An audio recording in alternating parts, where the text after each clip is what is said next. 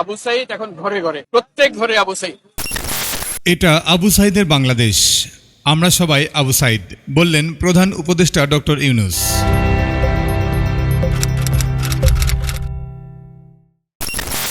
শিক্ষার্থীদের কোটা সংস্কার আন্দোলন চলাকালে পুলিশের গুলিতে নিহত বেগম রোকেয়া বিশ্ববিদ্যালয়ের শিক্ষার্থী আবু সাইদ।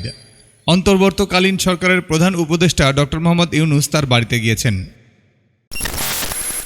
শনিবার সকালে হেলিকপ্টার যোগে রংপুরের পীরগঞ্জের জাফরপাড়া বাবনপুর গ্রামে যান তিনি আবু সাইদের কবর জিয়ারতের পর কথা বলেছেন তার পরিবারের সদস্যদের সঙ্গে। এরপর আবারও কবরের পাশে গিয়ে প্রধান উপদেষ্টা বলেন, আমরা সবাই আবু সাইদ। আবু সাইদের মা সবার মা। এটা আবু সাইদের বাংলাদেশ, এই বাংলাদেশে কোনো ভেদাভেদ নাই। তিনি আরও বলেন, এখানে যারা আছে আবু সাইদের পরিবারকে দেখিয়ে বলেন তাদের রক্ষা করতে হবে, তার মা আছে, বোনরা আছে, তাদের রক্ষা করতে হবে।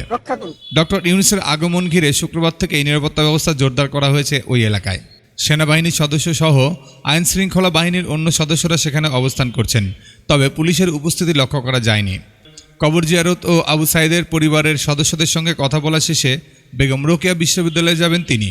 এরপর রংপুর মেডিকেল কলেজ হাসপাতালে চিকিৎসাধীন আহত রোগীদের দেখতে যাবেন ডক্টর ইউনূস। বিডি ফোকাস নিউজের সঙ্গে থাকুন সবার আগে সব খবর দেখার জন্য।